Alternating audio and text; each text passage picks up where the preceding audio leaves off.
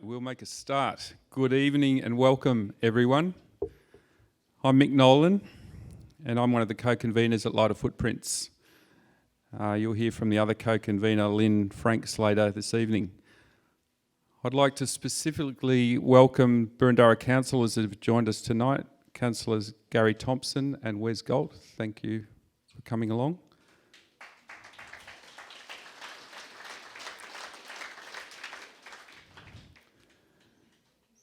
And I'm not sure John Kennedy was registered, but I'm not sure that he's here. I'll begin the forum by acknowledging the traditional owners of the land we are meeting on, the Wurundjeri people of the Kulin Nation. And I pay my respect to the elders past, present and emerging, and to any First Nations people here tonight, and express my hope that in 2023 we'll be able to advance the ambitions of the Uluru Statement of the Heart.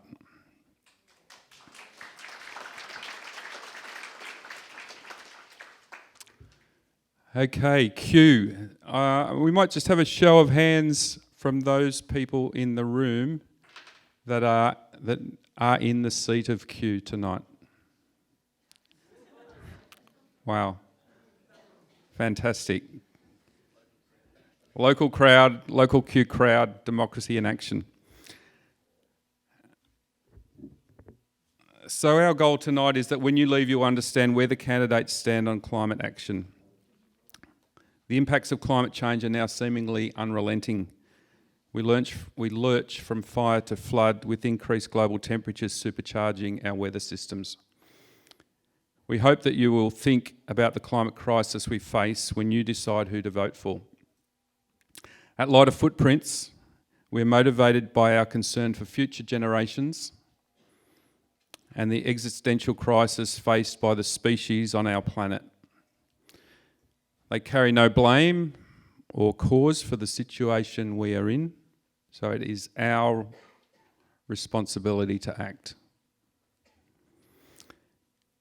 There are solutions and economic opportunities to grasp if we are mindful enough to act quickly. Tonight, our focus is the Victorian state election and climate policy in particular. The election is on November 26, as I think we probably all know, with early voting starting just this Monday. What's that? 3 or 4 more sleeps. We are joined by 4 brave candidates tonight.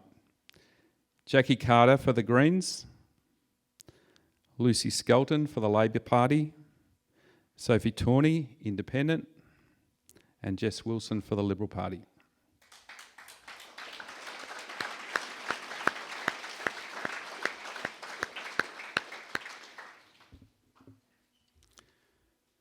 There are other candidates standing for the seat of Kew, but for logistical reasons we have limited our invitation to these 4 candidates. Jono Nauze, the CEO of Environment Victoria, Jono Nauze, the CEO of Environment Victoria, will speak first to set the scene. I will then hand over to Dr. Joan Staples, who will be moderating tonight's proceedings. The candidates will speak for 5 minutes each. They'll answer 2 questions from Lighter Footprints, and then we'll take audience questions via the Slido app. You can use the QR code on your agenda. So on your seat, you will have got one of these agendas. Oh, all right. Don't use the QR code on the front of the agenda. It's the wrong one. Not sure where it will take you, but maybe a Medibank, no.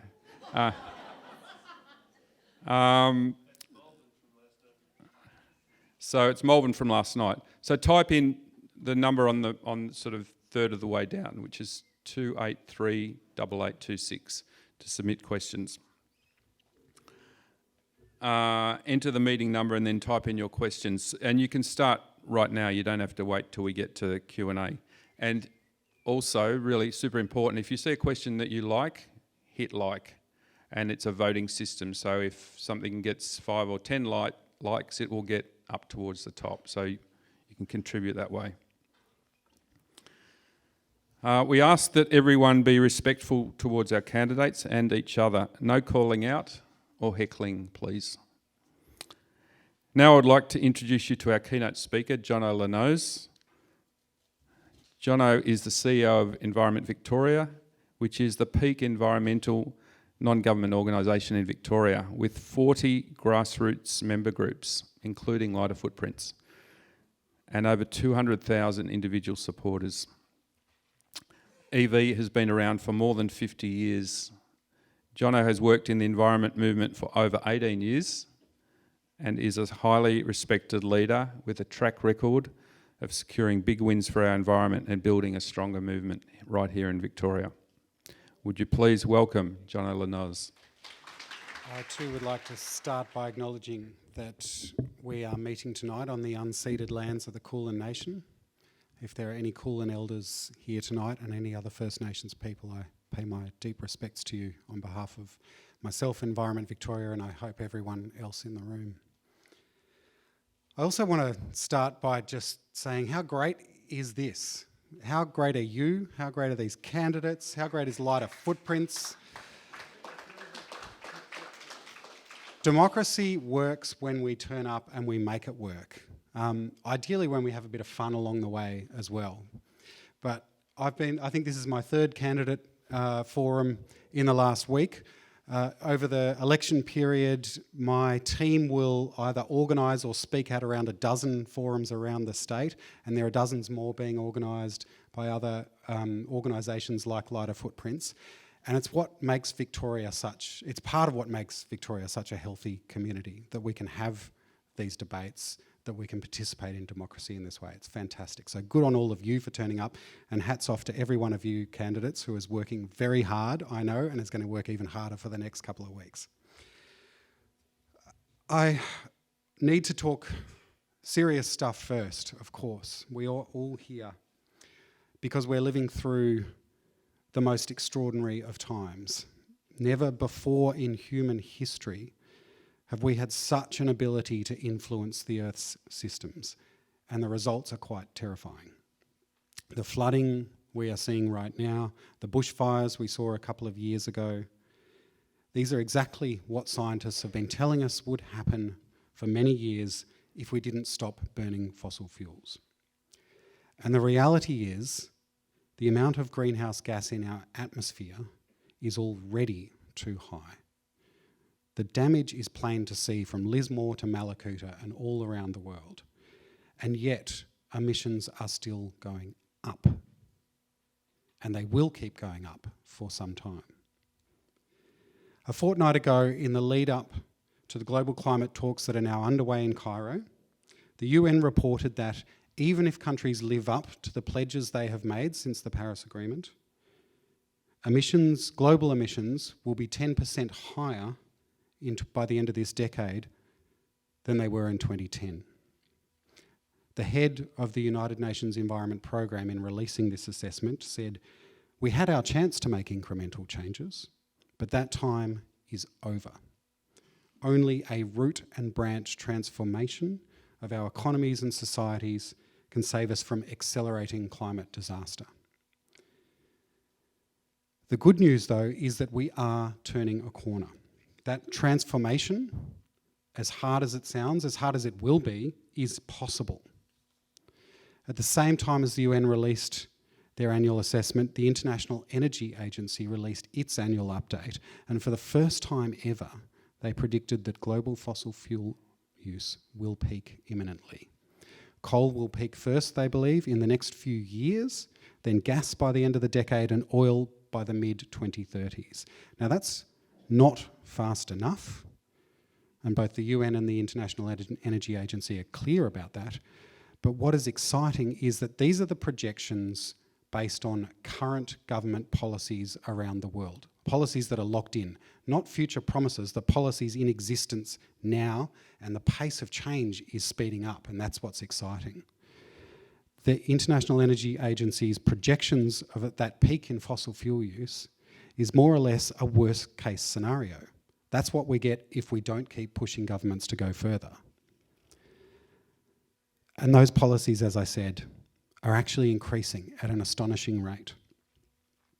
Perhaps what's most extraordinary in the observations that the International Energy Agency made is that faced with a historically unprecedented global energy crisis, the crisis brought on by Russia's invasion of Ukraine, leaders in government and the corporate sector all around the world are choosing to respond by accelerating the transition to clean energy. And that is exactly why the International Energy Agency is able to predict this peak in fossil fuel use.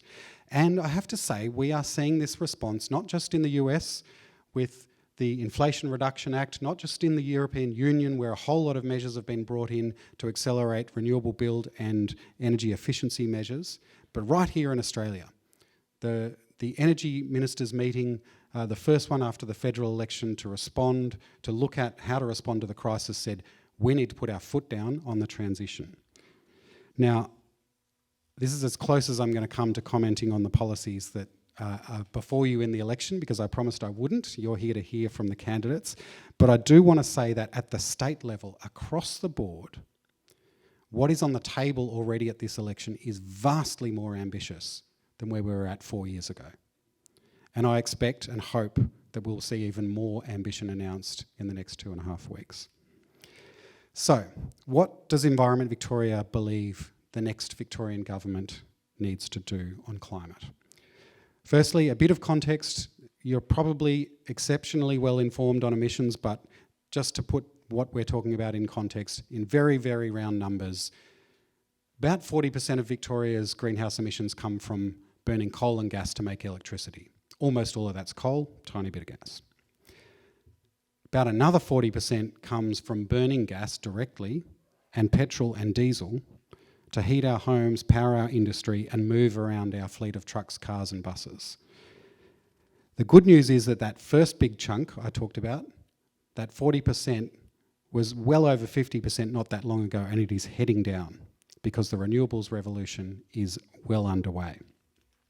And the other good thing about that is not just the emissions that is avoiding, but the fact that the next big chunk, the gas we use to heat our homes, to drive our cars and so forth, the best solution in 99% of the cases is to replace a fossil fuel burning machine, whether it's a car or a hot water heater, with an electric one powered by renewables. So we have to get a renewable electricity system up.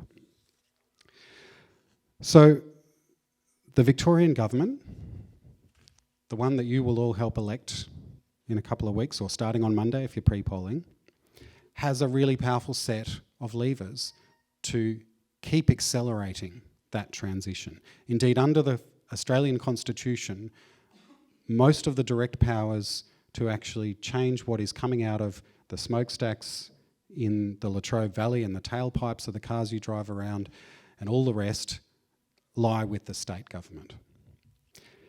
Which is why we are calling for the next state government to announce a plan for clean energy for all. A homegrown plan for a fast, fair transition that works for all of us, that ensures we all share the benefits of the transition to affordable, reliable energy, clean energy.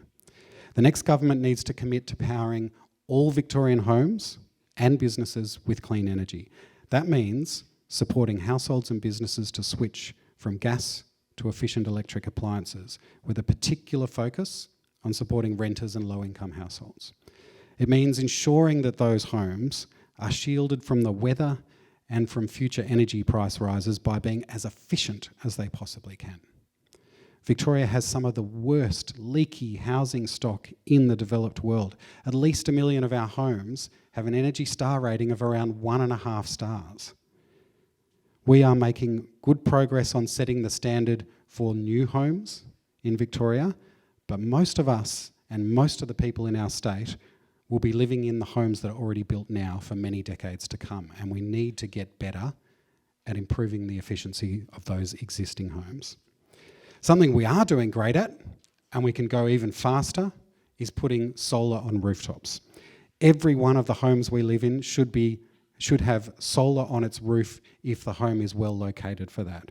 Because every square metre of rooftop covered in solar panels is a square metre of paddock or bushland that doesn't have to have renewable generation in it. Not that there's anything wrong with renewable generation in the bush, but we need to absolutely make great use of this real estate we have on all of our roofs. And of course, everyone who can't access solar directly through their roofs should get a share in benefits like solar gardens and community energy schemes and community batteries. As I said, rooftop solar won't do it all. We need to build grid-scale generation as well.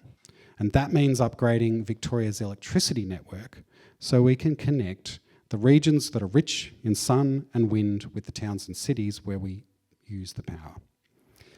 Now, accelerating Victoria's shift off fossil fuels will create a huge demand for labour and for goods, which creates opportunities, but it also creates challenges. We have already a huge skilled labour shortage in this state.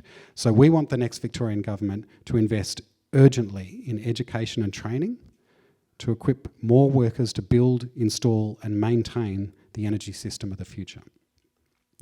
We're going to need millions, literally millions, of new appliances like hot water heaters, reverse cycle air conditioners, and much bigger things like wind turbines and electric buses. The potential to stimulate local manufacturing is huge. We currently make gas hot water systems here in Melbourne. They're polluting, they're old technology. The owners of those companies, Rinnai and Ream, make efficient heat pump hot water systems overseas. Is the next Victorian government going to try and convince them to bring that opportunity here and keep manufacturing locally? I started my speech talking about the really serious predicament we face. And I want to end with hope. My hope at the moment really comes from the fact that the debate has shifted so rapidly from one that is not just about recognition that climate action is urgent, but to one that is about the opportunity to make our daily lives better through climate action. Being a world leader on climate is a way to make Victoria a more equal society and a better place to do business. It's a great opportunity, and I'm looking forward to hearing tonight from all of you how you're going to pitch to these guys, how you're going to seize that opportunity. Thank you.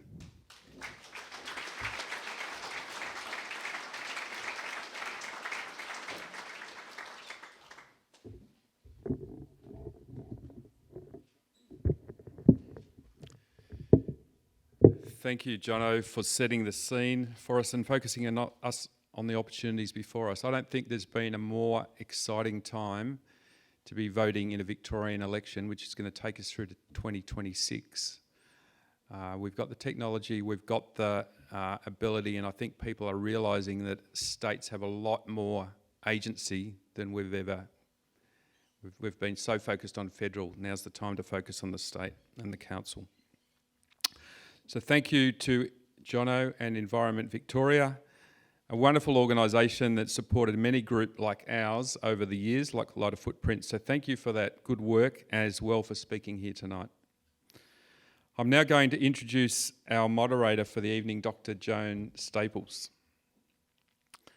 Joan is a senior research fellow at RMIT who publishes on the democratic role of civil society in our democracy. So that sounds like a pretty good meme, if you like, for what we're doing here tonight, the democratic role of civil society in our democracy. Joan's writing is informed by her career in policy and advocacy across a range of non-government sectors: environment, Indigenous affairs, international development, consumers and social services. Joan has been a wonderful friend of Lighter Footprints for many, many years. Please welcome our moderator for this evening, Dr. Joan Staples.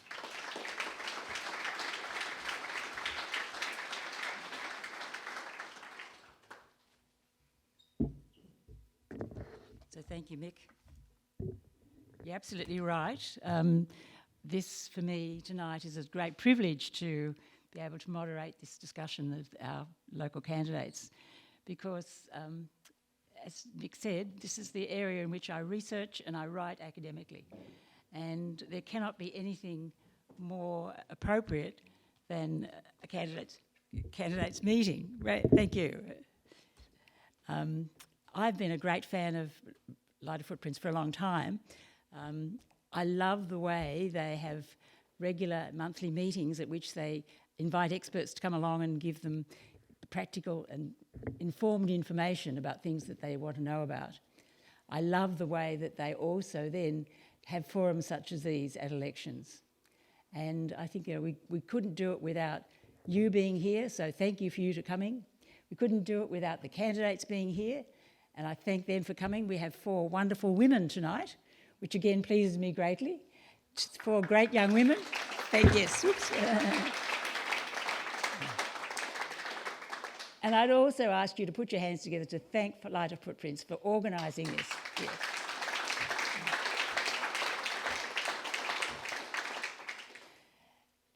Lighter Footprints, as you heard earlier, does this regularly, and they have a very equitable way of organising to ensure that everybody is heard, all the candidates are heard appropriately, but also that you have a chance to ask questions. The process tonight will be that I will introduce each candidate with some brief bio. They will come up and each candidate will speak for 5 minutes. We do have a timekeeper, so they'll be hearing various dings at 4 minutes and 5 minutes and maybe later if they keep going. When we come to question time, they will have 2 minutes to answer the questions. And again, we'll have a timekeeper.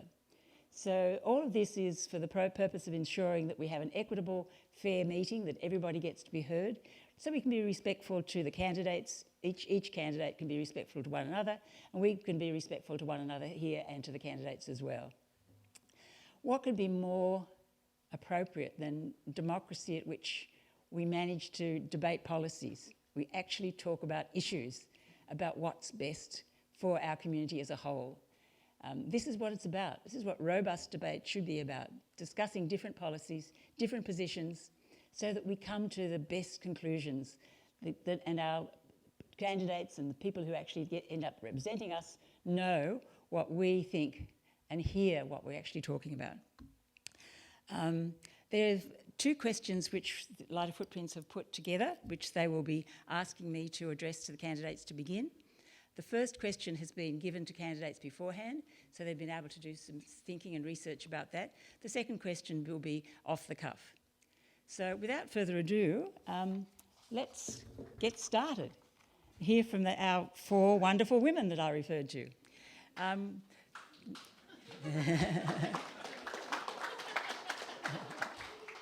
And 4 wonderful young women. That's also, it was for a grey hair up here, that gives me great pleasure too, to see 4 capable women putting up their hand. I'll be calling the candidates out in alphabetical order. And so that means that our first speaker will be Jackie Carter. Jackie is a Kew local for over 12 years. She's worked in the pharmaceutical and IT sector for the last 20 years across a range of roles, including retail, training, business analysis, and project management. She's passionate about social justice and promoting equality for all members of society. As a lifelong renter, she champions rental reforms and better living standards.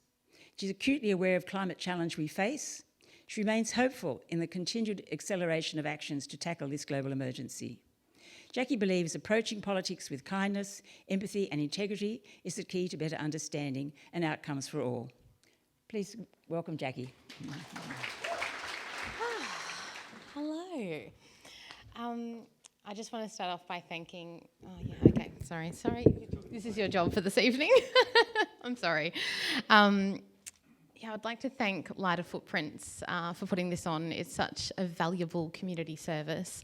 And obviously it gets a bit of highlight during elections, but the work that you do all year long is just, a real credit to everyone who's involved.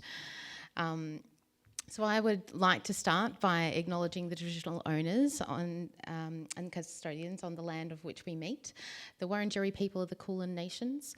I pay my respects to elders past, present, and any people present or listening. I recognise that sovereignty over country was never ceded, and despite 200 years of ongoing colonisation, First Nations connection and culture to country are still strong, and this always was and always will be Aboriginal land. So Kew, I don't know about you. I didn't mean that to rhyme. But I'm tired. I'm tired of telling our major parties that the answer to action on climate change isn't opening new coal and gas mines, particularly near our iconic 12 Apostles. I am tired of being lied to, that our government agency responsible for logging our native forests is supposedly protecting the habitats of our endangered species. All the while, in the last 2 weeks alone, losing 3 court cases to community groups who took them to court and won for failing to do so. I'm tired of being the laughingstock of the country by having what has been described as the worst EV policy in the world.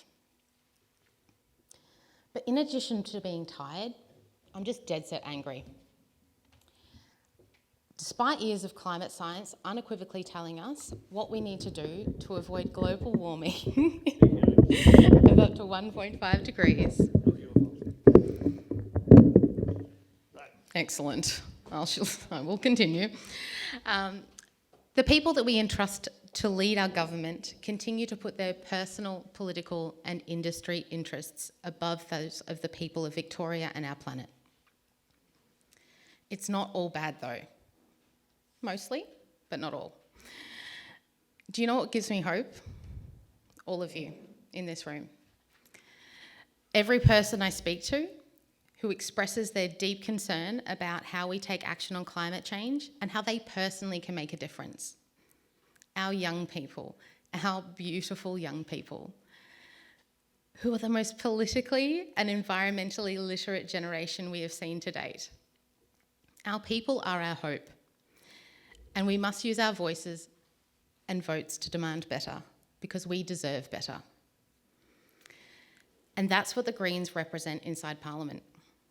A push for the government to do better for all of us. The Greens are often accused of having unrealistic policies, but we just have to look a little bit north to our friends in the ACT, where the Labor and Greens have been in a coalition since 2008. This coalition has passed some of the most progressive legislation our country has ever seen, proving that with more Greens in government, you can achieve fully renewable energy, with 100% of the ACT's electricity coming from renewable sources since 2020. An EV policy not only encouraging the uptake of EVs, but also banning the sale of petrol cars from 2030. And increasing integrity in government by banning political donations from property developers and working to ban them from the gambling industry too. Overwhelmingly, the general public does their best to make climate-sensitive choices. But when the framework of government discourages these choices, we know grassroots can only go so far. Policy and legislation needs to make these choices not only easier, but more affordable. When you make these choices the path of least resistance, people will make them. Now, there's a lot of hubris and ego in politics, and I don't really buy into that. Politics isn't or shouldn't be about politicians. We are purely a vehicle to deliver on the issues and concerns of the people we represent.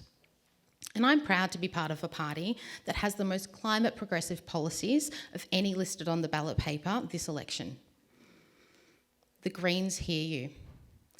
We hear that action on climate change is the foremost issue for Victorians and indeed Kew residents. And when you vote a Greens member into Parliament, you not only get a team of Greens MPs fighting for what you care about, pushing the government to go further and faster, you know exactly what you're getting.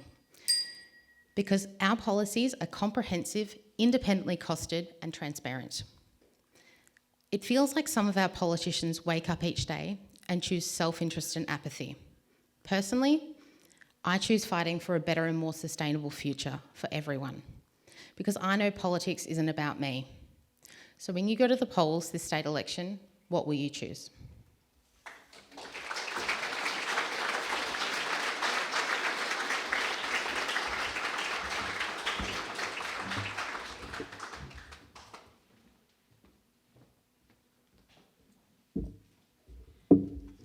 Thanks, Jackie. Our next speaker is Lucy Skelton. Lucy is a passionate and award-winning environmental and social justice advocate with a wealth of experience as a state coordinator with the Australian Youth Climate Coalition, a board member of the Youth Coalition of the ACT, and as the founder of a national youth advocacy platform, the Student Voice Network. She's been an active campaigner for the Labor Party and has volunteered for the federal MP for Dunkley in federal parliament. At only 20 years old, she's raised thousands of dollars for numerous non-profit organisations. As a lifelong local, Lucy is passionate about the Kew community and wants to fight for Kew, not only in Parliament, but in the party room of a progressive Andrews Labor government. Welcome, Lucy, please. Hey everyone, my name is Lucy Skelton and I'm so excited to be here with all of you tonight. I'd also like to thank Lighter Footprints for organising this amazing event and to be back in this room after attending the last Lighter Footprints meeting last month. I'd also like to thank Jackie. Us young people are pretty great. Now, I'd also like to start by acknowledging the traditional custodians on the land on which we meet today, the Wurundjeri people of the Kulin Nation, and pay my respects to elders past and present who have never stopped in the fight for justice. Sovereignty was never ceded. This always was and always will be Aboriginal land. I'd also like to take a moment to appreciate how the Andrews Labor government is the only government so far in Australia to be on the pathway to treaty, and I think that's something we should all be really proud of. Yeah. Now, I'll quickly address the elephant in the room. I know I don't look like your average political candidate. So you may be thinking, why am I here talking to all of you instead of being at uni or travelling the world or doing a wide range of other things? Well, for the last 8 years, I've been heavily involved as a climate change and social justice advocate.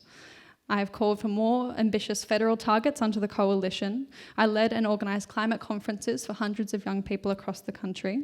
I have travelled across the country and the world speaking and writing on climate change. And chances are, if I wasn't running for Kew right now, I would be at the next COP summit. Thank you. What that taught me, being an advocate on the outside, is that when the right people are given the reins, politics has an unparalleled capacity for positive change. And I think the federal Albanese Labor government is an excellent example of that. My goal is to make the biggest impact possible to as many people as possible, to help as many people as possible, as fast as possible. That's why I chose politics. Politics wasn't always the plan.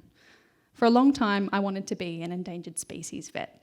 So a group like Lighter Footprint certainly appeals to me. I wanted to travel the world fighting species extinction.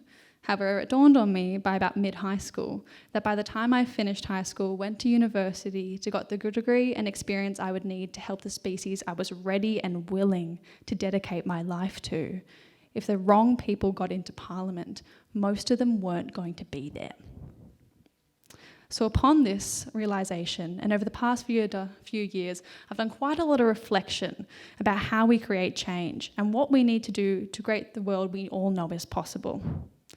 To simplify all of this, I think it comes down to 3 main elements.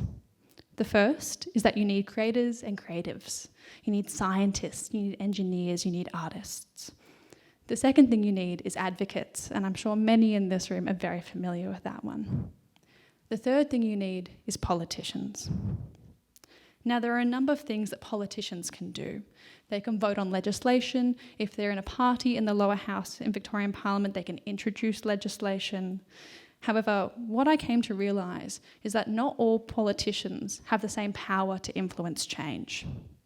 The Premier has more power than a backbencher. You have more power if you're in a party that's in government than if you do not, and so on.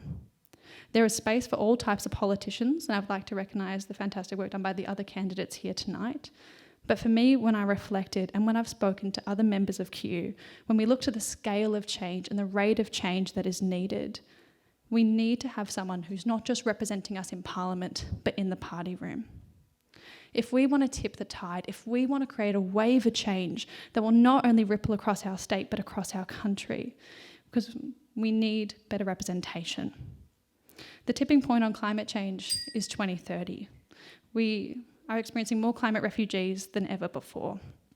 Our Pacific neighbours are disproportionately feeling the impacts of climate change. I know for me that I've made the right decision, because after years of banging on ministers' doors trying to get their attention, by becoming just the Labor candidate, not even the Labor MP yet, I've already had ministers calling me. When I walk into a room, knowing my name as the Kew Labor candidate, offering to speak at fundraisers. By being part of a major party, I do want to recognise that, yes, I do give up my ability to say what I want whenever I want. However, I think the sacrifice is well worth it, because it gets us access to a room that no one else has access to. I want to be part of a party that not only says nice things, but that can deliver on them, because what's the point otherwise?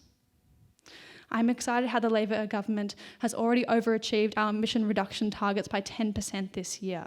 How a re-elected Andrews Labor government will introduce a government-owned energy and it'll be 100% renewable. I want to give us, the people of Kew, a voice in government. After a redistribution with Box Hill, this seat is marginal. This is our best chance ever to not only elect the youngest woman ever to any Australian parliament, but to turn Kew red. Labor can win Kew. I'll say it again. Labor can win Kew, but not without you. I want to help, but first I need your help. Thank you.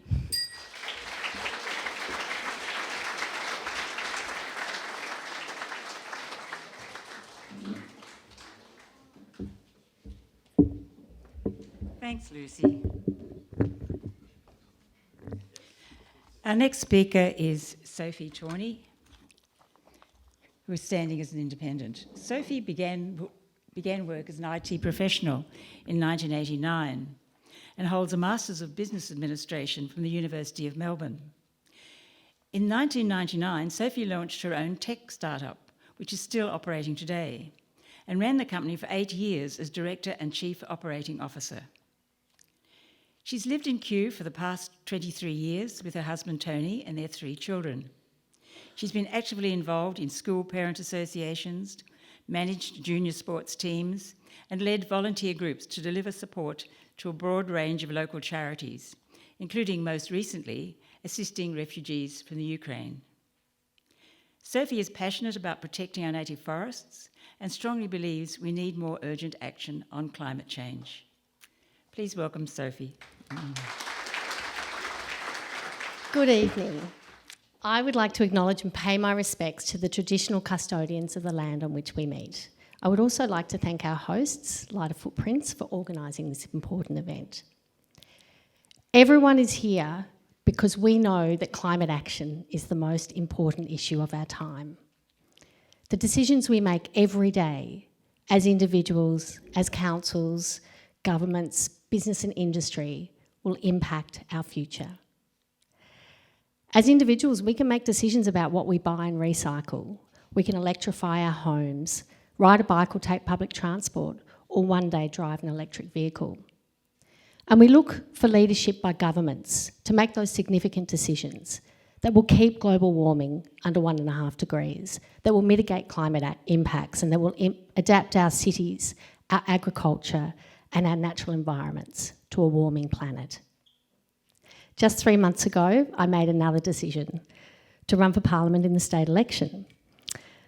The election of an independent member of Parliament representing a community agitating for climate action will embolden government to make courageous decisions.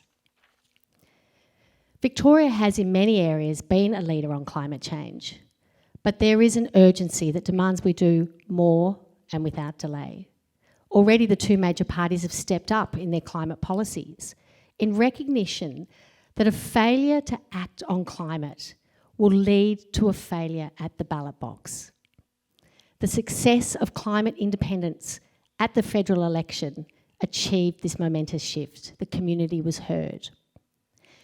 You can keep up the momentum by electing an independent candidate who represents the community's demand for action on climate change in state parliament. We've missed 2 decades of opportunities to make smart decisions. The UN warned in October that the world had missed the opportunity to keep warming under 1.5 degrees, and we're now facing environmental calamities. The first decision we need our state government to make is to declare a climate emergency. Thank you. This is the decade for big change and big opportunities. We need an energy transformation plan with legislated targets to get to 100% renewables by 2030. We need legislated targets and a plan for a 75% carbon emissions reduction by 2030 and net zero by 2035. Big investments in offshore wind, rooftop solar, storage and transmission infrastructure. And a refocus on education and training for a new technology workforce. And a ban on new fossil fuel exploration in Victoria.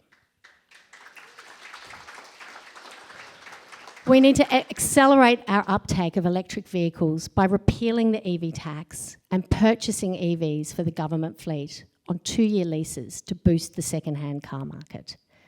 And we need a legislated end to native forest logging next year with a planned workforce transition. Every single day, almost every conversation, you talk to me about integrity. Everyone is here because we want to raise the standard of leadership and debate in politics. I support the Ombudsman and IBAC's demands for the creation of a parliamentary ethics committee, a broadening of the scope for investigation into corruption and independent funding. But this community also wants stronger accountability. Spending of public funds should be properly scrutinised. Infrastructure should have clear business case, community consultation and value for money contracts. Election spending promises need to be called out. Uncosted, unplanned and undeliverable, they diminish voters. Offer of taxpayers' monies to clubs and schools for personal political gain debases our democracy. How many decades have they promised an extension to the 48 tram line but never delivered? And now when the North East Link has rendered it impossible, they're promising it again. An electorate regarded as safe and taken for granted for nearly 100 years is expected to have forgotten the promises by the next election. Victorians want to be confident that government is working in their interests, not private interests. Victorians want confidence that action on climate change is real and not an election pitch. So I made my decision to stand as a candidate to serve my community. You also have a decision to make as voters on the 26th of November.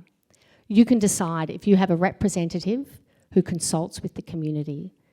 You can decide whether there's an independent representative working for accountability in government. And you can decide whether climate action dominates the government's agenda this decade.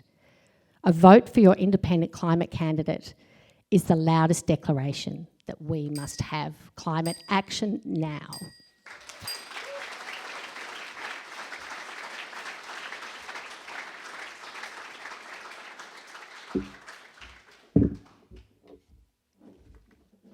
Thanks, Sophie.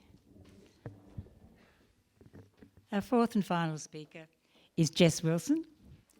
Jess has spent most of her life in Melbourne's inner east, growing up with her parents and younger sister in Mount Albert. She studied arts law at Monash University and is admitted and an Australian lawyer. Jess has worked as a policy expert, starting her professional career at KPMG. More recently, she led public policy development and strategy at the Business Council of Australia on behalf of Australia's biggest employers, including working extensively across energy policy.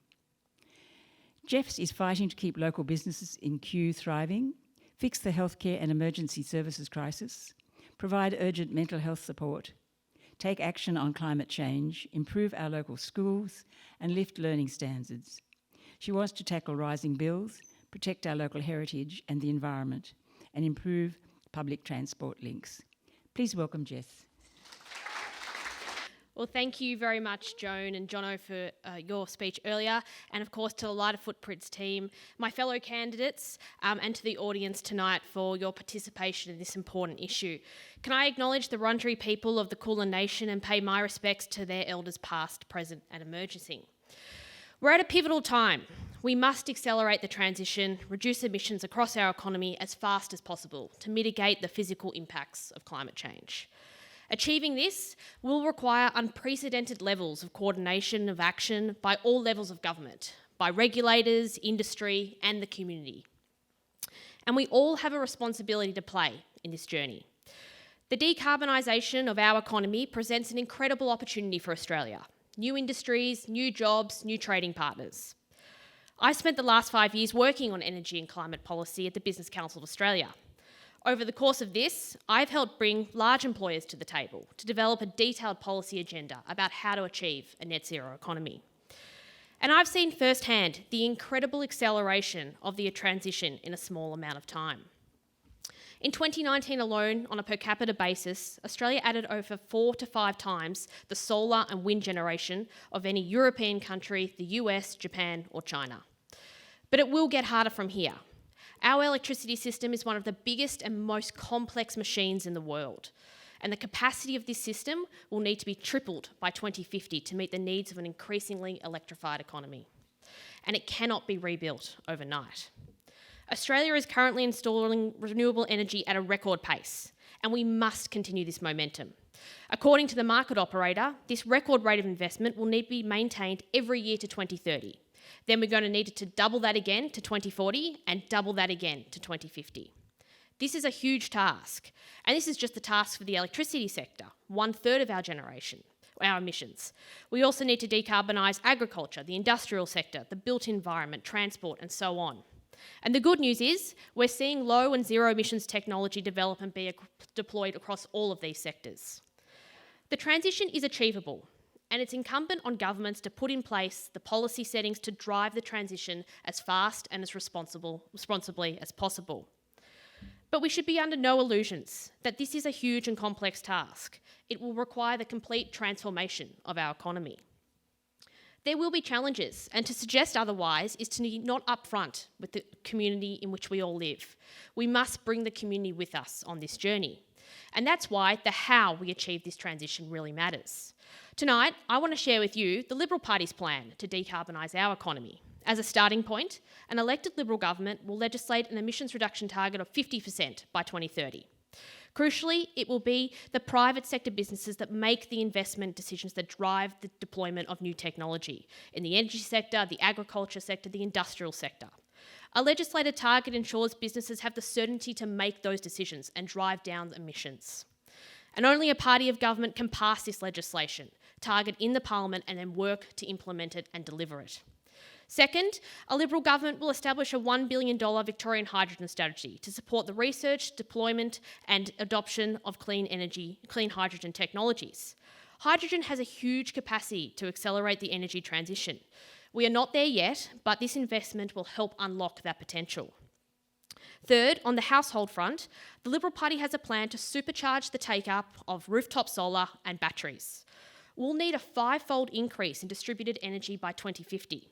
That's why we'll support 1 million Victorian households to install solar and batteries, with rebates of up to $4,400 for owner-occupiers and additional incentives for landlords so that renters can access this too.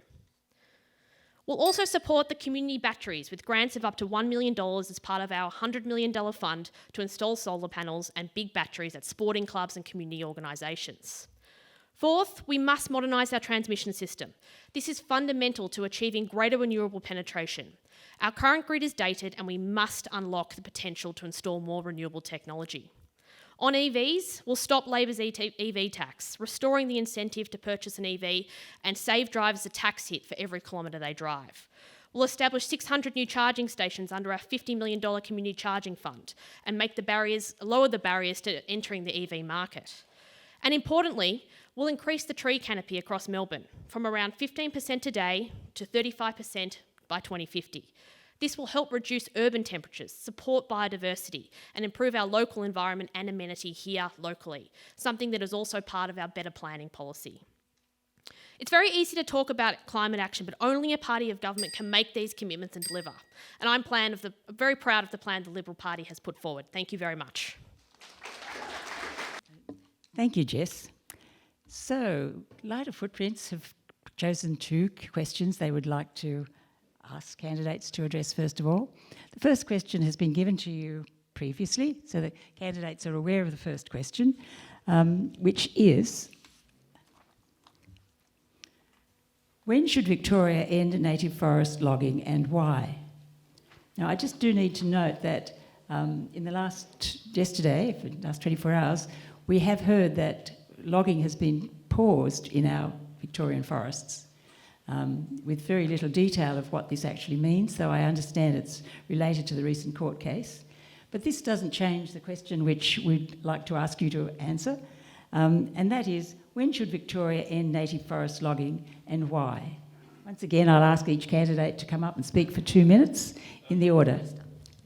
Stay there. Sorry, stay where you are. Obviously, we've got this is why you've got.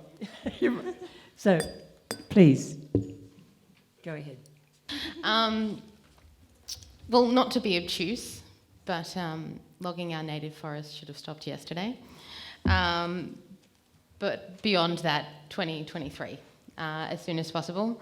And as to the why, well, to begin with, and really to end with, our First Nations people never allowed it. Beyond that, the devastation that it is causing to our biodiversity. As I mentioned in my discussion, VicForests have been taken to court multiple times, and in the last three weeks alone have lost, last 2 weeks alone have lost 3 court cases for neglecting to protect endangered species that are within those native forests. And I guess to divert a little bit, and I know that I've only got 2 minutes, but something that I find interesting about Australia and Victoria is that we love to sell off our resources. So whether that be our fossil fuels or our timber, and we sell them off to the international market, and then we claim that we don't have enough to serve the domestic market when we do. If we prioritised our domestic needs over the profits that are made through selling to our international markets, we would have more than enough to service our needs. So the fact that our government allows that profit to be prioritised over the health of the people and the planet, I think is reason enough that we should be stopping that.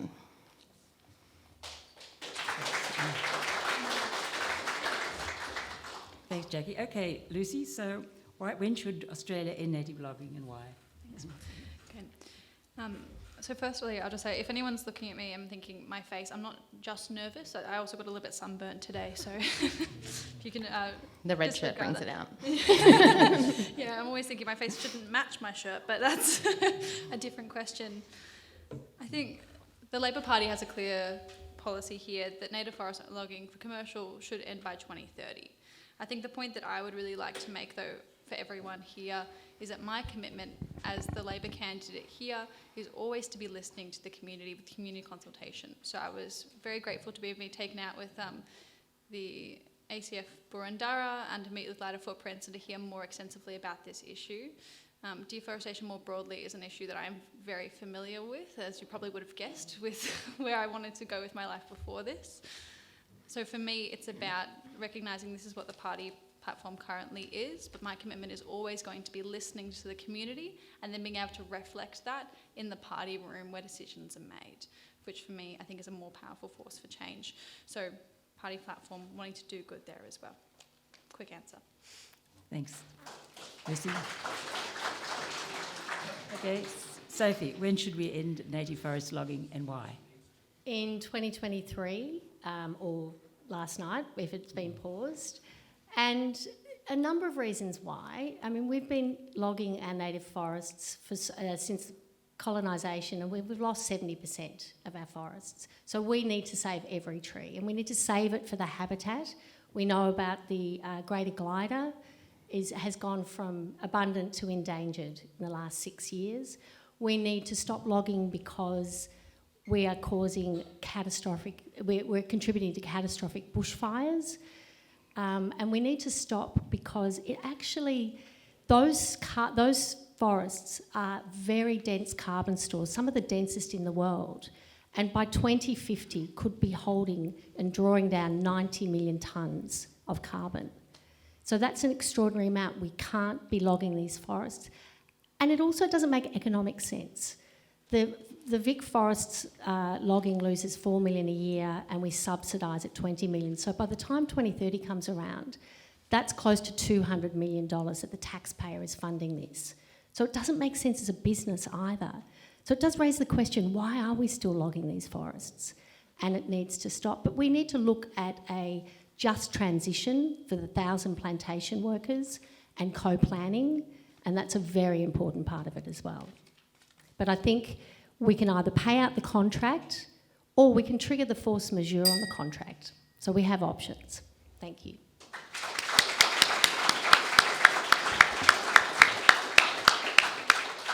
Thanks, Sophie. So, Jess, when should Victoria end native forest logging and why? Well, thank you very much. And look, I think we've got, as Lucy identified, a legislated target of 2030. And I think what we're seeing is actually a rapid transition that will happen much faster than that when it comes to native forest logging. I think one of the key points here is how do we do this sustainably, and looking at the plantation forestry movement, how do we sort of transition to that over time to make sure that we are able to meet the needs of the timber industry and also transition jobs. This is very, very important going forward. There are thousands of workers in this industry. They're in regional Victoria and they're reliant on this industry. So how do we make sure there is a transition for them? Part of that will be how we look at skilling them and reskilling in those areas, and government has a big role to play in that space. We have to make sure that we're investing in those workers, investing in their livelihoods going forward. And another big part of this is how do we make sure we are transitioning to that sustainable plantation model going forward to meet the needs of the timber that we see both here in Victoria and Australia more broadly. It's a big part of our needs in terms of households. We've got a growing population as we're building new households. We've got a deficit at the moment of around 20%. We need to make sure that that's going to be projected to grow out to 40% in the years to come. So how are we shifting to that plantation model? What are the investments that need to be made? I know that the current government has made significant announcements around this. I'm not sure we're seeing that sort of play out on the ground in terms of the trees being planted and those plantations being built. Thank you.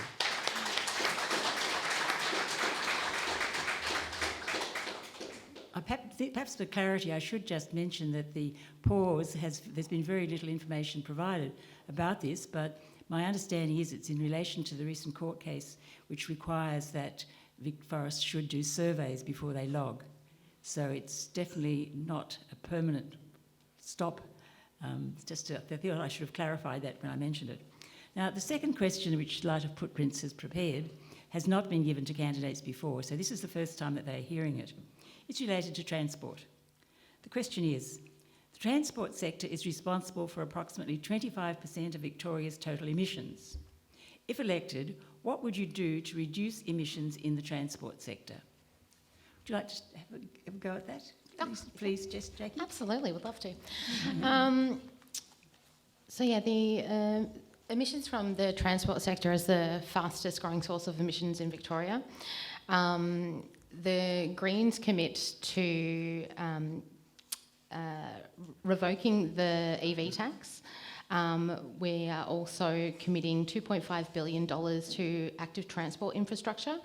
Over 2/3 of people in Victoria would prefer to ride or walk to work or as their mode of transport, but the infrastructure just does not support that. So we are investing in that active transport infrastructure. We'll be introducing 3,000 buses powered by solar, and also increasing the frequency and accessibility of our public transport network, making sure that you're not waiting 20, 30 minutes for a train or a tram on a Sunday or even after 8 p.m. on a Monday. It's frustrating that we have the network there but not the frequency to service it. And in addition to that, we're making our public transport fares cheaper. So anyone under 21, free transport. And for concession, $1 and general, $3. So it's a really multi-pronged approach in addressing the transport issue. Thanks, Jackie. Lucy, what would you do to reduce emissions in transport? Fantastic question. So Labor's plan is quite complex when it comes to transport because, as we know, transportation is something that impacts almost every single person every single day. Whether you choose to drive to work, cycle to work, walk to work, there are so many different options. So assessing the needs of everyone in our community is an utmost priority. The other thing is looking at how people disproportionately use public transport and what kind of people will be using it late at night and shift work and other factors like that. So the first thing I'll probably say is innovation for the future. So the Andrews Labor government wants to transition to zero-emission vehicles, so we're investing $100 million to accelerate the uptake of EVs, which I think is really exciting. We also have fairer, cheaper on V-Line trains, so the people taking longer journeys into our regional areas are saying the same price as if they were going into metro areas, which I also think is really exciting. I think the first step when it comes to recognising any issue is just accepting the problem. We know that currently with our fleet of cars and the cars on the road, it's causing damage. And not just damage in terms of pollution of greenhouse gases, but also to air pollution and the quality of air that we breathe in, which isn't good for our local communities either. We need to be able to transition that, so especially with electric vehicles, as soon as possible, and make sure that we can support people to get into either more active lifestyles with active transport or give them accessible public transport options that aren't just there for people to choose. They can't just be there. They have to be something that people actually want to use at frequencies and times that is available to them and supports all types of people. Thanks, Lucy. Okay, Sophie, what would you do to reduce emissions in the transport sector? So again, I mean, the issues in transport are we need to electrify basically all our transport mechanisms. And if we're looking at passenger and road transport, it's about, I mean, at the moment, about 2% of new cars are electric vehicles. So the biggest lever we have is at the federal level, which is the emissions strategy, which we need that implemented so that there are more EV cars available, because at the moment they're very expensive. So what I talked about before was all government fleets being purchased as electric vehicles and released back into the car market 2 years later will help. We could also look at incentives around stamp duty and registration to help reduce costs, and of course repeal the road tax. They're really important things. Around public transport, I mean, it is that encouragement of public transport. Now, the reasons people don't use public transport isn't generally related to cost, it is actually related to service. So if the service is frequent, you go and get the bus. But a lot of the services in Kew, a lot of the north-south bus, which is the greatest growth corridor, getting from Fairfield to Kew, they come 3 or 4 times a day. And these are servicing schools and commuter traffic, and it's not enough. So we need reviews of the bus services and we need this infrastructure planned very carefully. That's just Kew, it's across Melbourne. Melbourne's public transport system is radial focused, driven from the city, so it doesn't really help the suburban and outer suburban areas. So we need to look at that and make sure that public transport is fair and equitable across the state. Thank you.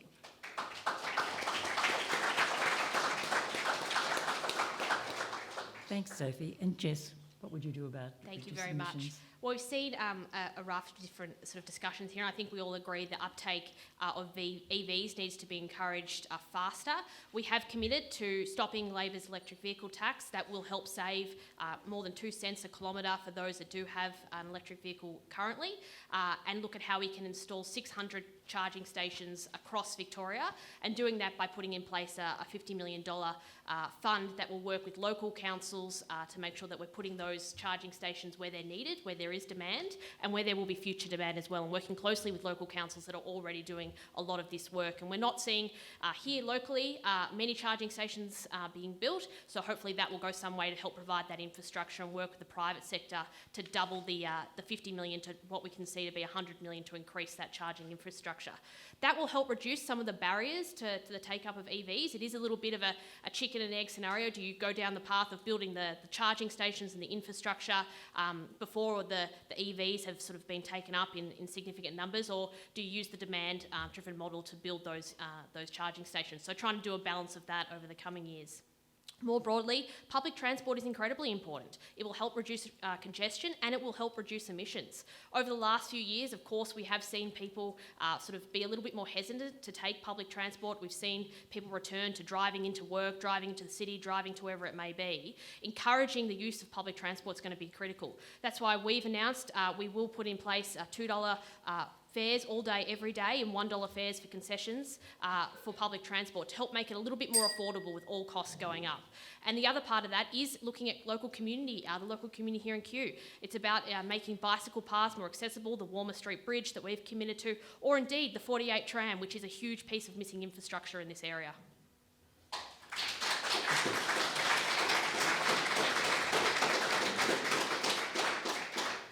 So, thank you to all of our candidates for answering those two questions so well.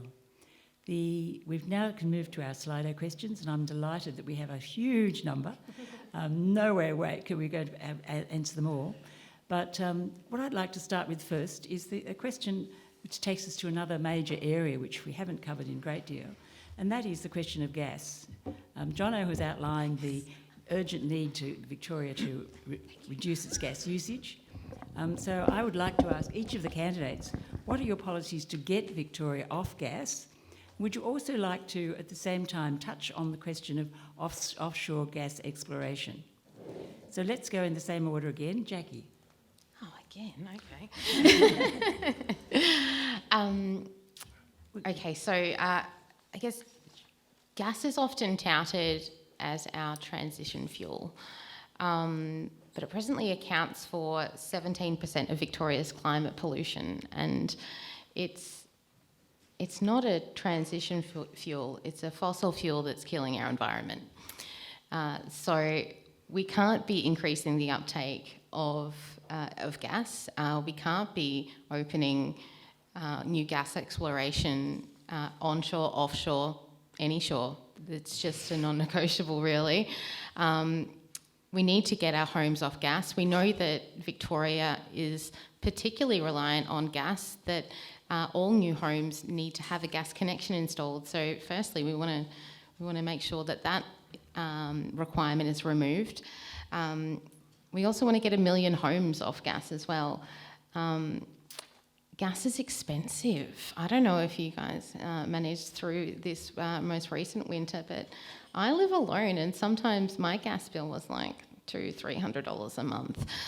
But yes, we need to get people off gas. We need to legislate out of it, and there's no way forward with relying on gas. Thanks, Jessie. Lucy. So when it comes to gas, we have to be thinking about the end goal, which is to become net zero. So I'd like to again recognise that Victoria, under the Andrews Labor government, has already overachieved on our emission reduction targets by 10%, sending us on a trajectory of, well, Victoria's on track to achieve 54% emissions reduction by 2025 and 79% by 2030. This is being done in a variety of ways, as we've already talked about the uptake of EV, something I didn't mention earlier that I really kicked myself thinking I should have, Metro Tunnel. That's a fantastic project that I didn't talk about, but really should have mentioned when it comes to transport infrastructure there and the charging stations that we have already built across the state. When it comes to a clean energy economy, we want to transform the electricity system with renewable energy. That is being supported by the government-owned LNG company for bringing back the SEC, something that was taken out by a Liberal government, and we'll bring it back under Labor. Thank you. This government energy will be 100% renewable, bringing jobs back to Victoria. The other thing about Victoria is that 30% of Australia's renewable energy jobs are in Victoria. This government is backing renewable energy. We are planning to build the first offshore wind in the country, in Victoria, and there's so much more to be doing there. The VRET auction process to boost renewable energy generation by at least 600 megawatts. We have a $1.6 billion solar homes program, so that's 788,500 households and 15,000 businesses to install solar panels, batteries and heat pumps. We're building greener homes and buildings and expanding skills and jobs in the area, especially with our free TAFE. There is so much to be doing in this area, and as I mentioned before, transitioning to more zero emissions vehicles, investing $100 million to accelerate the uptake of EVs, decarbonising gas use, including switching to electricity and developing renewable hydrogen industry. There is so much, as I keep saying, to be done here. We know that gas is finite. It's a fossil fuel. It's a finite resource. This cannot be the future, and it is not the future under Labor. This is something, thank you. This is something that I am committed to. The climate science says that we don't need gas. We don't. And I truly believe that. And I know that's something that I'll be pushing for under an Andrews Labor government. If you want this to happen, I will be reflecting the views and voices of this community, of this group within the party delivering real change. Labor has been delivering real change on this issue and elect me to be part of it.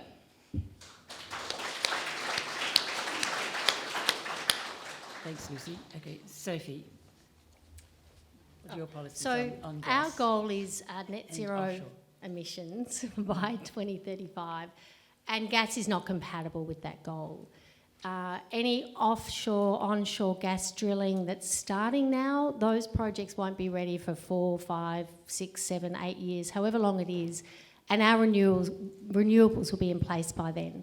So all I can think of is that gas is for the export market, so that's another reason why we do not need to be drilling offshore or onshore. In terms of getting off gas, yes, we need to electrify, and we need to actually stop the sale of new gas appliances by 2025, because the thing is about gas appliances is they last 10 or 20 years.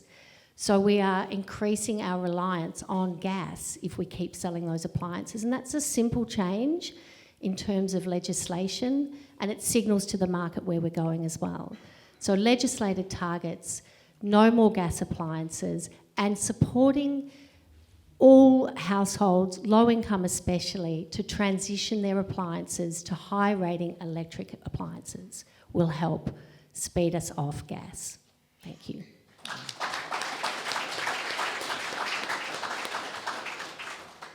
Thanks, Sophie. Jess, would you like to give us your policies on getting the state off gas and offshore gas exploration? Thank you. As I said in my remarks earlier, we are all looking towards a goal here of net zero emissions, and that is about a transition. This cannot be done overnight, and while many in the room tonight, I'm sure, will want to see the end of gas tomorrow, I do see it as part of the transition. I do see it as a transition fuel in the near future. In the longer term, of course, we need to be moving away from fossil fuels, and that will be part of the transition to a net zero economy. There's no doubt about that. But as we look towards how we are going to electrify our economy, as I mentioned, we're going to need to increase the size of our electricity market threefold. That's an incredible amount of investment, and that will take time. And gas will be there as a peaking fuel. It doesn't run all the time. It runs as part of when the renewables or whatever it may be in the system isn't available, and gas comes online and provides a very small amount of electricity generation at the moment, and it will reduce and reduce over time. But at the moment, it is a transition fuel, and it will help us actually transition as we bring more solar, more wind into the grid, and particularly more PV into the grid. It'll help us with that transition.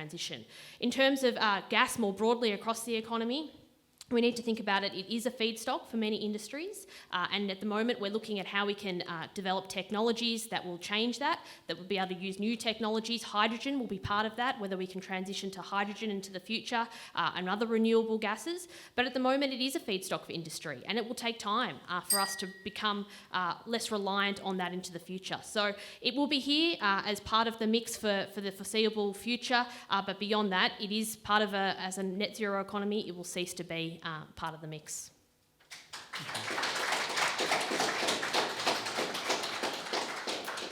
Okay, we'll give Jackie a break.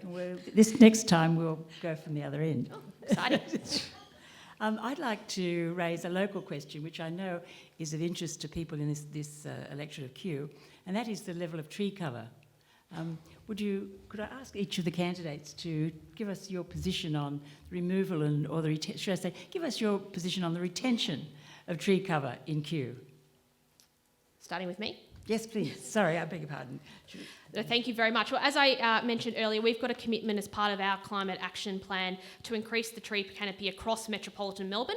So here within the electorate of Kew, from 15% today to 35% by 2050. We absolutely recognise the need to increase our tree canopy. It's important for urban temperatures, reducing those. It's important for our local biodiversity and environment.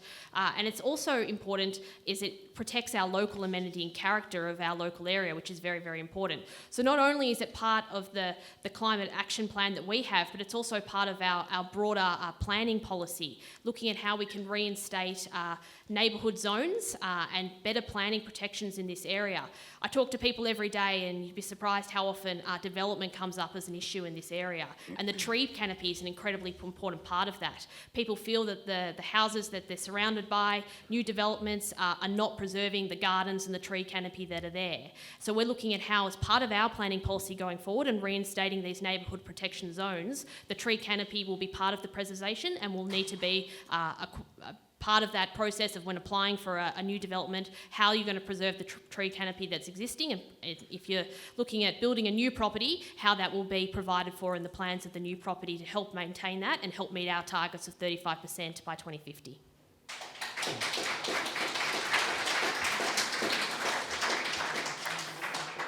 Thanks, Jess. Sophie. Thank you. So, frighteningly, the CSIRO are predicting 50-degree days that are coming, so preservation and growth of our tree canopy is paramount, particularly in Kew, but very much across Melbourne in all our urban areas. Kew has a relatively high tree canopy, but we are losing it at 1.5% per year. So there's a number of things we need to look at, and one of them is planning. A lot of people that I've been talking to say, oh, local council are taking the trees. But actually, it's the state planning laws that need to be addressed. So this is one of the things that I'd like to get involved with if I'm elected to Parliament, because our planning laws have basically been absolutely pulled apart since the mid-80s. And we can see, I mean, as I drove here and I passed a house, I hope it's no one's house they're building here, I doubt it, and there was literally nowhere on that block of land where you could put trees. So that comes back to planning laws. And even if there was a little bit of space, you could tell the soil was not going to go the 3 or 4 metres deep it needs to be able to sustain any kind of green life. The issue we also have in Boroondara and across Melbourne is that the fine for removing trees is $2,000. So if you're a developer and you are planning to build a whole lot of houses or apartments on a block, I think you just factor in the $2,000 to your cost of building. So we need to look at serious fines, and again, that comes from the state planning of $50,000 or $100,000 for a tree. We need to put a value on our trees. Thank you.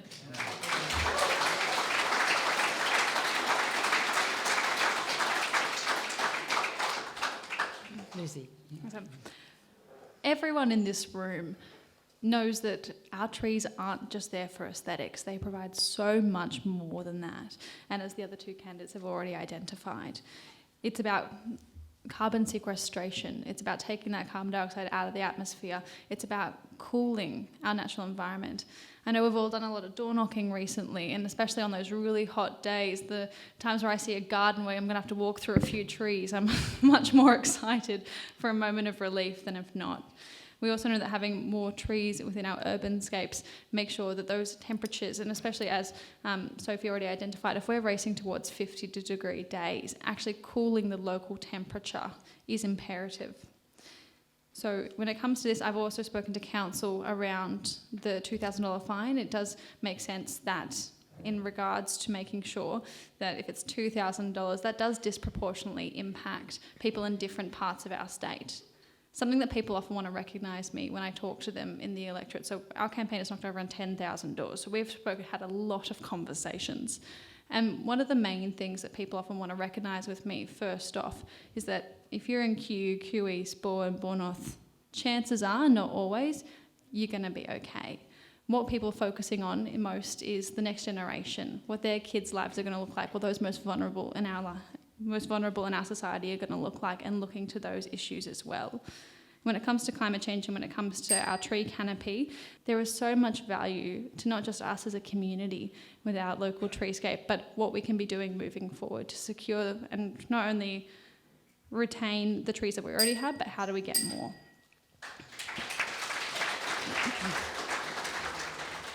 Jackie, please. So I think this issue is twofold. So obviously we need to be protecting the tree canopy we have, and then also making sure that any new developments of infrastructure also takes into consideration how we build that tree canopy into the design. So when we're looking at our existing trees, when you chop down an existing tree and replant another, it takes 20 years on average for that tree to reach the maturity and the amenity that it provides to the surrounding environment. So you can't just chop down a tree and replace it with a sapling and be like, job done. It doesn't work that way. So what the Greens want to see is that when we're looking at planning new developments, to mandate that those property developments are having to take into consideration a 20% open green space included in that, because obviously we are building up, we're having higher density living, and also a 40% canopy as well for our trees. So as the others have mentioned, and this is what I realise about going last, they've all said things, is that the fines for removing trees, whether it be illegally or legally, they don't meet the value those trees provide to our community. So we really need to be assessing how we value that tree in terms of its age and what it provides to the community, and institute fines that meet that accordingly. Thank you, Jackie. So I'll just alert candidates, I'm going to move in a more random order this time. So you can all experience going first and going last. Quite high number of people in the room are interested in the question of the revival of the State Electricity Commission. So we'd like to ask each candidate, what is your position on this? And perhaps it's the opportunity for you to talk a little more about your energy policy, because this is obviously one of the core interests of Lighter Footprints. And let's start with you, Sophie. Thank you. Well, I think because we're talking about such a transformation to get to net zero by 2035 and 100% renewables, we do need government to step in and take a charge of some of the network. Absolutely. I think bringing back a version of the SEC is necessary, because this type of change that we're going through over the next 10 years is going to require regulation, it's going to require a speed, and I think the government is probably best placed to do that. Now, I think from my understanding, it's only 10 or 20% of the market that it's planning to do. But by doing that, it's also able to do some of the things that the SEC had in the past, which is create these centres of excellence, create examples of what an electrified home is, and create places for the trades and the people involved in rolling out all the technology to learn and develop their skills. And I think that's going to be a really good advantage. Because to get to this energy transformation, we've already got rooftop solar. Victoria's got one of the biggest rollouts of rooftop solar. We've rolled out to 200,000 homes. There's 1.8 million homes. Now, we're not going to get to all of those, but we need a rapid rollout of rooftop solar and across public buildings. Schools, every new building that's built should be having rooftop solar put onto it. And we'll need offshore wind. I actually disagree with the fact that we'll need gas for a transition in that. We've already got onshore wind and solar up in Western Victoria, and that's only operating at about 60% capacity because the grid there is not big enough to take the power that's being generated. So with those fully connected to a grid, and with offshore wind in Bass Strait where the wind never stops blowing, we are well on the way to 100% renewables.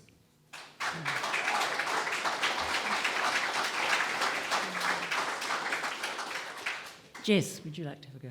Well, thank you very much. Look, I think the announcement by the Labor government around the step back in time to the State Electricity Commission is a concerning one. As I said earlier, we've seen record levels of investment in new generation, solar and wind over the past few years. That's been largely driven, in fact, mostly driven by the private sector. And what we can see in the planning system to come, in the committed technology that's to come online, the planned renewables that are to be built in the system, is that's all being driven by the private sector. And the issue here with having the state government get involved in that is it will have a chilling effect on private investment. It will spook private investors around, well, how much is the state going to get involved in this? And I think the point here is we actually know very little detail about this. And the responsibility at the end of the day is going to fall on the Victorian taxpayer.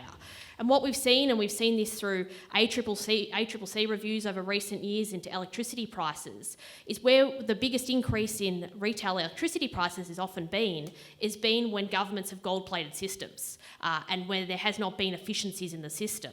So I think it needs much more detail before it's ever progressed. I think we need to understand where and how and what it would do. We did see the privatisation of energy back in the 1990s to pay down Victoria's debt. And it is remarkable that we're back here today talking about it nearly 30 years later.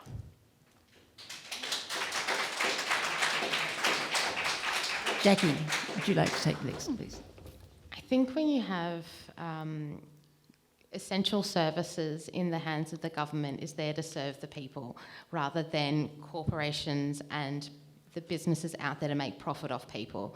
So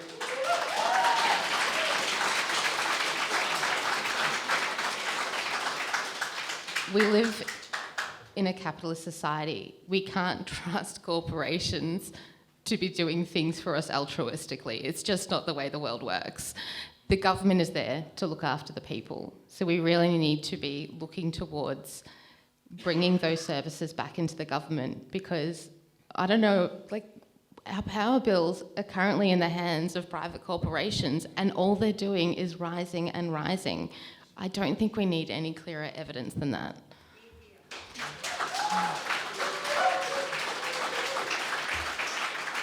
Lucy, please. As I think it will come as to no surprise to anyone in this room, I am so supportive of re-establishing the SEC. Labor will set up a government-owned power company. Here's why. 30 years ago, the Liberals sold off our state-owned energy services. Since then, the private multinational companies have pushed up power prices. Now, their privatised gold power plants are getting old, breaking down and shutting. So here's what we'll do. We'll keep the lights on and prices down. We'll bring back government-owned energy, putting the power back in the hands of Victorians. We'll build more renewables, replace coal power and create 59,000 jobs in the process. Any profits will go straight back into keeping power bills down, and only Labor will ensure we have enough renewable energy to keep the lights on. I am so excited about government-owned energy. Now, I would also like to say on what Sophie said around, so in 2025, Victoria, under a re-elected Andrews Labor government, will be the first state in Australia to power all government operations with 100% renewable energy. This will include all government schools, public hospitals, metropolitan trains and trams, public transport buses, all of it renewable 2025. We will have the largest tram network in the world working on 100% solar. The first 7 major tram depots is already running on 100% solar, with the other 6 depots moving to solar soon. Victoria is leading the way. The highest percentage of renewable energy employment, with 30% of Australia's jobs, as I mentioned before, and the largest household energy efficiency package, and a 50% target for all new car sales to be zero emissions by 2030. I think the solution here is clear. We have to keep a Labor government.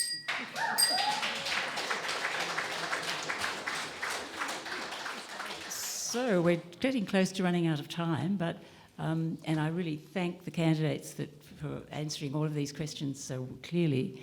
But I'm going to take the prerogative of the person moderating here to actually ask you, Sophie, a specific question, because I can assess from the Slido questions that there's a lot of interest in how you will conduct yourself if you are elected. And the inference is that we know the way in which the policies of the major parties and the way they operate. We've also seen how the Greens operate within the state parliament.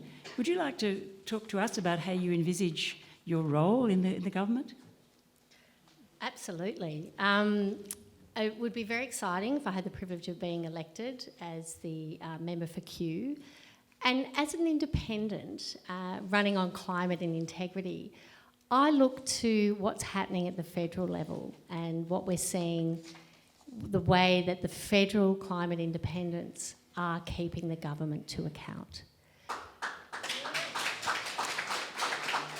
They are the ones asking the questions. They are the ones keeping the issues in the spotlight. And they are the ones that making sure that every piece of legislation that goes through is the best that it can possibly be. And I would like to continue that at the state level. So I'm very excited about that being a possibility. These are three remarkable women here, but I really hope to beat them. And if there was a hung parliament, this is another question I'm asked about a lot, it would be a very straightforward process of negotiating with both parties on the issues that matter to Kew, which are climate action and integrity, and coming up with the best outcome possible on those two issues, which would be an incredibly exciting place to be, and I'd say bring it on.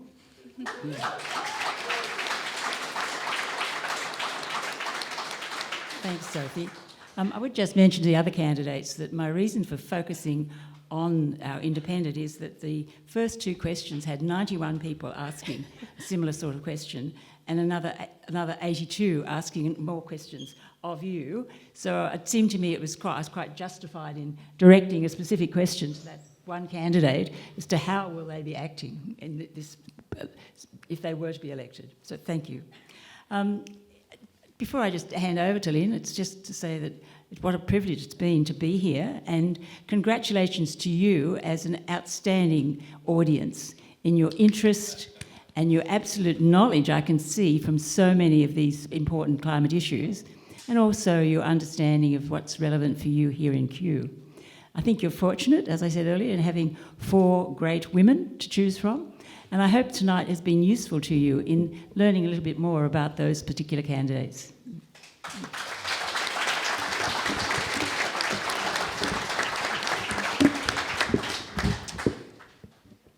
These microphones have been something tonight, haven't they?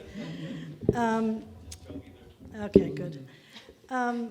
Look, I've been sitting here thinking the slogan, "We've come a long way, baby," because we've got 4 women candidates standing, and they all agree about the end game, right? We all know where we need to go. We pretty much know what we need to do to get there. It really generally seems to be about timing. And details of kind of specific policies. We know we need to accelerate EV uptake, but we have different ideas about how to achieve it. So I think we're in a much better space than we were 4 years ago. So I thank the candidates for bringing such knowledge tonight. That's been really, really great.